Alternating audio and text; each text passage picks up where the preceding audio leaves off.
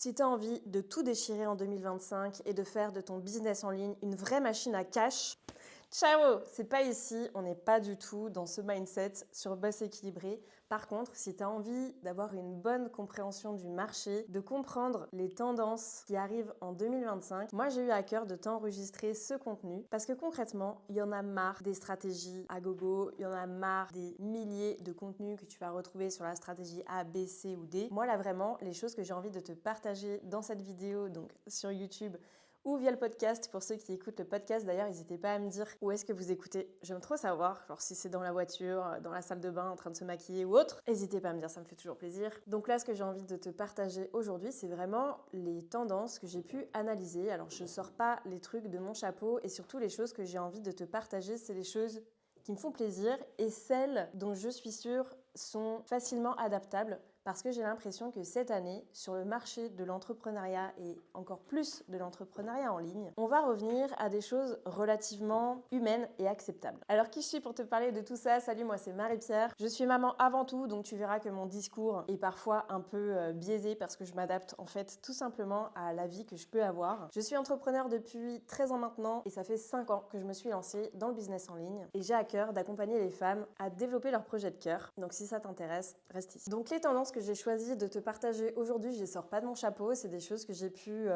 analyser, étudier ces derniers mois. Il y a des tendances qu'on a pu observer et qui ont parfois été mises en lumière par certains coachs et créateurs, mais que moi j'ai choisi de ne pas aborder parce que c'est des tendances qui ne m'intéressent pas et que moi je ne vais pas explorer, en tout cas pour mon propre business, et qui tout simplement sont pas dans la logique boss équilibré. Donc je te spoil déjà avant tout les trucs que je vais te partager. Il y a des choses, j'en suis ravie, parce qu'il y a certaines tendances et stratégies business qui étaient valables il y a quelques mois / quelques années et qui sont en train de se casser la gueule pour laisser place à quelque chose de plus humain et en tout cas plus accessible pour les personnes qui sont déjà lancées dans l'entrepreneuriat ou qui veulent se lancer. La première tendance que j'ai envie de te partager, c'est le slowpreneuriat. Alors slow, ça veut dire doucement, tranquille. Preneuriat pour entrepreneuriat, c'est le fait d'avoir un business un peu plus ralenti, un peu plus cool. Et pourquoi cette tendance, elle apparaît aujourd'hui? Eh ben, c'est tout simplement parce qu'il y a quelques années, notamment, je sais pas si tu as connu ça, mais les années coco, on va pas nommer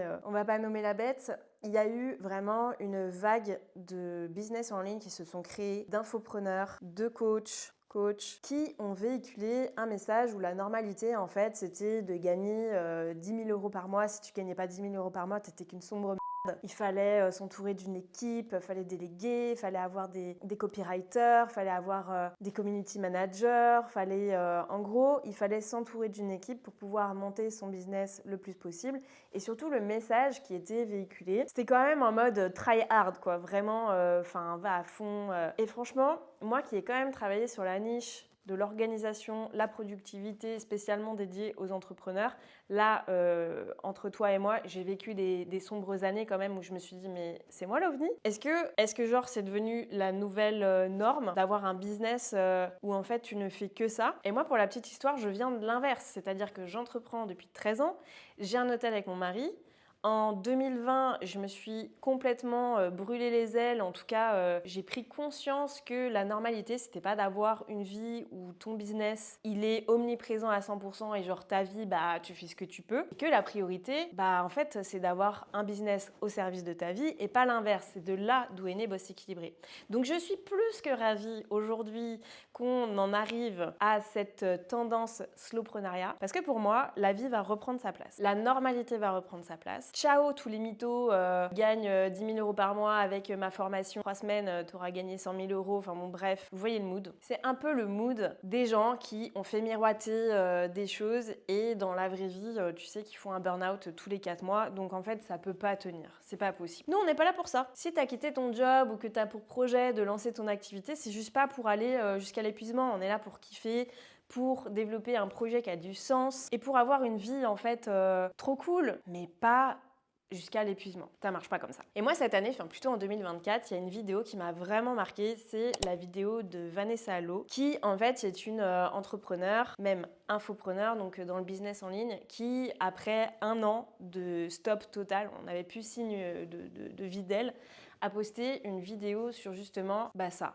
le fait de monter des business très très très très haut et d'en faire une norme jusqu'à créer des contenus, des produits qui emmènent les gens à aller vers ça. Et en fait, elle a carrément fait un burn-out. Elle en a sorti une vidéo superbe, très authentique et vulnérable. Ça sera le point d'après. Pour expliquer que voilà, ça a des limites, ça dure qu'un temps. Et donc, je te conseille vraiment d'aller la voir d'ailleurs. Et donc, je kiffe cette tendance de 2025 où en fait, on s'écoute, on se respecte, on développe une activité qui a du sens, mais qui est au service de ta vie et pas l'inverse. Et ça, pour le coup, ça m'arrange bien de te communiquer ce message-là, parce que c'est pile poil dans mes valeurs. Donc, puisque je te communique les tendances et les red flags, le red flag, par contre, ça va être tout l'inverse, puisque forcément, quand tu as une tendance, tu peux trouver la tendance extrême. Et donc là, la tendance extrême, ça serait de ne pas tomber dans le piège des gens qui vont surfer sur la vague, du genre, j'ai créé un gros business, blablabla, et aujourd'hui, je te vends une formation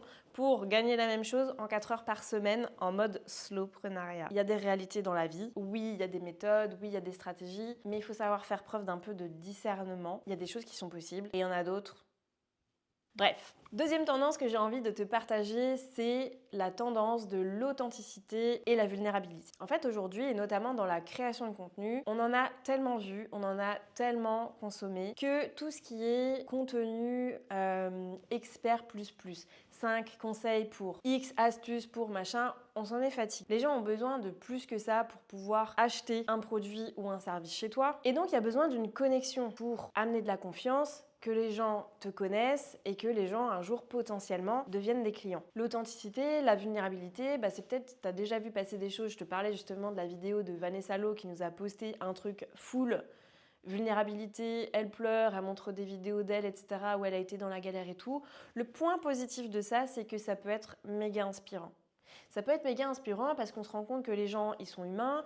Peut-être que la personne chez qui tu as envie d'acheter un produit ou un service, du coup, tu as eu une vraie connexion avec elle et ça t'encourage à sauter le pas. Cette tendance, franchement, elle est valable que si tu arrives à apporter de la valeur derrière ça. Ok, je suis authentique. Ok, je suis vulnérable. Et d'ailleurs, moi, ça a toujours été dans ma communication et sans que ce soit stratégique et notamment dans le podcast, de raconter un peu les dessous de la vie d'une entrepreneur, mais sans faire c'est devenu ma stratégie de communication, je fais pleurer dans les chaumières, je partage des contenus que sur ça, il n'y a rien derrière et du coup, on connecte avec des gens qui sont dans la même galère. C'est pas tant ça. C'est ok si tu apportes de la valeur, mais par contre, si on n'arrive pas à faire ça, les gens ils vont vite se fatiguer de ce type de contenu. Parce qu'au final, ils auront rien appris, ils auront pleuré 2 secondes avec toi, et puis après, ciao. Très bien, l'authenticité, la vulnérabilité, moi je suis super contente qu'on puisse retrouver des humains derrière des comptes, derrière des entreprises, derrière parfois des grosses stratégies mises en place. Mais le red flag, c'est le trop. Tomber dans une espèce de télé-réalité où en fait on a envie de suivre que les dramas, que les trucs qui se passent pas bien et en fait on n'en tire aucune leçon. Troisième tendance, franchement c'est une de mes préf, alors pas dans le sens humain du coup, mais dans le sens technologie, ça va être l'intelligence artificielle. T'as pas pu passer à côté de ça. Intelligence artificielle, on va parler de ChatGPT, mais de plein d'autres choses et plein d'autres outils qui permettent d'optimiser son temps. Et là, j'ai envie de te parler de ChatGPT notamment pour le côté création de contenu, où moi j'ai eu affaire à des centaines et des centaines de personnes qui avaient la peur de ne pas avoir suffisamment d'idées pour leur création de contenu, mais aujourd'hui, c'est pas possible. Franchement, c'est le feu. Moi, je l'utilise pour tout et pourtant, je suis une ultra créative. J'ai des idées, 50 000 idées à la minute. J'ai pas besoin de me casser la tête à savoir ce que je vais partager sur mes réseaux sociaux ou sur mes différentes plateformes. Mais par contre, c'est tellement bien pour brainstormer. Et coucou toi! On va laisser passer. Pour brainstormer, pour trouver des idées de contenu qui sont peut-être plus pertinents, pour aider à la rédaction de légendes, pour faire du recyclage de contenu, c'est trop bien. Moi j'adore, mais que si on sait l'utiliser. Donc, on sait l'utiliser à partir du moment où on vient rajouter de l'humain, garder l'humain, venir mettre ta patte, qu'on comprenne que c'est toi qui écris, parce que le gros red flag, c'est les contenus écrits avec ChatGPT, c'est tricard à 1000 km à la ronde. Je suis sûre que tu en as déjà vu. Donc oui, on valide à 1000% la tendance intelligence artificielle, avec des outils comme ChatGPT qui vont t'aider dans le brainstorming, la rédaction de certains contenus, le recyclage de contenu. Moi, je l'utilise aussi dans mes accompagnements, dans les accompagnements coaching pour pour parfois faire des résumés. Tu peux l'utiliser si tu fais de la formation en ligne dans les plans de formation, dans la conception des outils pédagogiques. Bref, c'est le feu. Mais le red flag, tu l'as compris, c'est que si tu ne sais pas l'utiliser, de une, je trouve ça super moyen professionnellement. De deux, tu vas jamais pouvoir construire une marque personnelle forte parce qu'on retrouvera jamais le ton de ta voix derrière. Et de trois, je suis contente de dire que ça ne remplacera jamais l'humain parce que si tu sais pas bien l'utiliser. Quatrième tendance 2025, la communauté. Donc là, l'aspect communautaire, interaction, engagement. Moi ça, tu vois, c'est un truc que j'ai complètement perdu en 2024. Franchement, j'ai pas peur de l'avouer. Parce que de une, j'ai passé moins de temps sur la création de contenu, donc moins de contenu, moins d'engagement, moins d'interaction. Après, c'était un choix délibéré parce que je me suis concentrée sur des projets personnels. Et puis, j'étais pas dans une phase où j'avais envie de développer plus que ça mon activité parce que ça tournait bien. Mais par contre, qu'est-ce que ça m'a manqué? Parce que le fait de moins converser avec vous, avec ma cible, avec les gens en fait qui vont retrouver des atomes crochus dans les valeurs, dans ce que j'ai envie de véhiculer, etc., bah ça m'a éloignée de ma mission. Donc vraiment mon conseil pour toi, c'est reconnecte-toi à ta mission dans un premier temps, à qui tu as envie de t'adresser, qu'est-ce que tu partages, qu'est-ce qu'il y a dans le fond de tes contenus, pourquoi tu le fais. En fait, il faut arrêter de voir les gens comme des billets. Et le fait de partager intentionnellement, de la manière dont tu as envie, comme tu as envie, auprès des personnes que tu as choisies, ça va te permettre de retrouver ce lien déjà d'engagement, de communauté. Et quand on parle de communauté, les tendances qui arrivent en tout cas en 2025, ça va être tout ce qui est canal privé, par exemple sur Instagram, où là, les entrepreneurs ou créateurs vont partager des trucs juste dans leur canal. Ça peut être des groupes ou des canaux sur Discord, Telegram, WhatsApp, bref, tout ce qui est communautaire, en gros, qui est réservé à des personnes qui sont vraiment dans cette communauté. Il y a du gratuit, il y a du payant, c'est pas le souci. Le truc, c'est quand même de revenir à une communauté un petit peu plus restreinte parfois pour partager des contenus exclusifs, des réflexions et juste renouer un lien en fait avec les gens. Le red flag, j'ai essayé de t'en trouver un parce que en soi, si tu me diras, il peut toujours y avoir des dérives dans le côté communauté. Mais pour moi, le red flag, c'est mets pas en place une communauté si t'es pas capable de l'animer. Aucun intérêt. Pars pas forcément sur le concept ou la tendance de communauté, mais déjà rien que de soigner l'engagement et la conversation avec les personnes qui te suivent ou qui te suivront, c'est déjà trop bien. Quatrième tendance pour 2025, ça va être le personal branding. Alors, on l'a déjà pas mal entendu, le personal branding, c'est en gros l'image de marque personnelle. C'est ce que tu vas construire autour de ta marque, de ton univers. Alors attention, quand je parle de marque, faut pas penser que tout de suite tu t'es Apple. Hein. Même toi, si tu es coach, si tu es créateur de contenu, si tu es je ne sais quoi, et que tu n'as pas l'impression d'avoir une marque, bah, en fait, détrompe-toi si tu as quand même une marque, un univers, quelque chose où on te retrouve, où c'est toi, c'est ta patte, c'est ton entreprise. Et le fait de venir mettre ta patte, ta touche personnelle, c'est ça ce qu'on appelle le personal branding. C'est quand ton entreprise, elle est incarnée déjà par toi, par tes valeurs et par des choses qu'on va pouvoir reconnaître comme tes couleurs, le ton, un univers graphique particulier. Regarde-moi, Boss Équilibré, c'est souvent des couleurs vives, flashy, c'est du peps, de la bonne humeur, c'est un peu de cash, un peu de gros mots de temps en temps. Enfin bon voilà, tu vois, c'est tout ça. Et comme je le disais un petit peu en introduction tout à l'heure, de ce contenu, c'est on est fatigué des 5 idées pour faire ci, 5 conseils pour faire ça. Moi, j'ai envie d'entendre ton ton. Bon bref, j'ai envie d'entendre ta tonalité, la façon dont tu parles.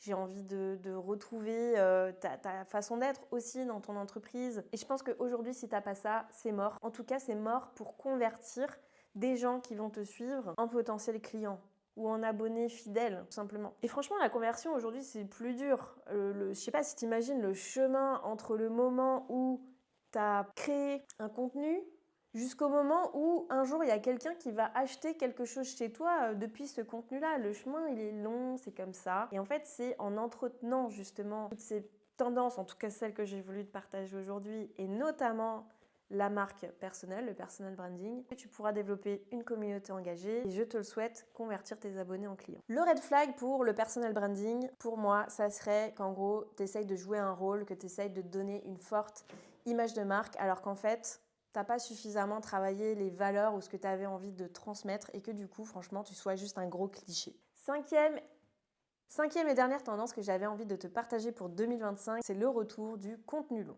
Quand j'entends contenu long, j'entends vidéo YouTube, podcast, article de blog, newsletter, je pense qu'on peut le caler là-dedans parce que ça reste quand même un contenu qui est assez long à consommer, en tout cas qui demande un effort aux gens, entre guillemets. A contrario des contenus courts qui sont les vidéos type Reels, TikTok, les posts, les carousels, etc., les stories. Et pareil, je suis super contente du retour du contenu long parce que enfin, on peut capter l'attention des gens qui ont vraiment envie, soit d'apprendre quelque chose, soit de passer un bon moment avec toi, de connecter. Et surtout, on a la possibilité de venir apporter une vraie valeur ajoutée et mettre en lumière ton expertise.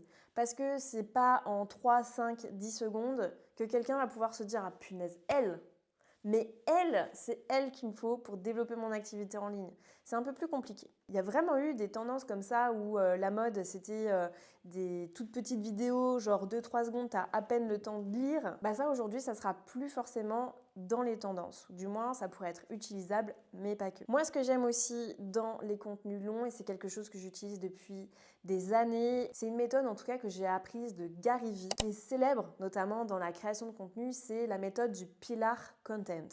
Donc en gros, on pourrait dire pilier contenu. L'idée tout simplement c'est de partir d'un gros bloc de contenu, donc par exemple une vidéo YouTube, un article de blog, ce que tu veux, et de venir décliner en micro-contenu, c'est-à-dire que tu as travaillé une fois, par exemple moi je fais cette vidéo YouTube pour toi, je pourrais la décliner en plein de mini-vidéos, je pourrais reprendre le script par exemple de ma vidéo pour le retranscrire en une newsletter ou en article de blog. Enfin, tu as compris l'idée, tu as travaillé une fois, tu as un gros contenu et tu vas pouvoir t'en servir pour faire plein de micro-contenus pour pouvoir alimenter tes différents réseaux sociaux ou autres plateformes. Donc franchement, moi de mon côté, je suis super ravie du retour de cette tendance. Alors déjà parce que j'aime consommer des contenus longs et parce que je suis contente de pouvoir en produire dans le sens où je me dis, si c'est une tendance qui revient, c'est qu'il y a toujours des gens qui sont intéressés pour regarder des choses, pour prendre le temps, pour se poser peut-être devant une vidéo, pour écouter un podcast et peut-être prendre des notes, enfin tirer quelque chose. Moi, ce qui me fait plaisir en tout cas, c'est dans ma mission de pouvoir transmettre des choses et éviter cette frustration de se dire « Oh là là,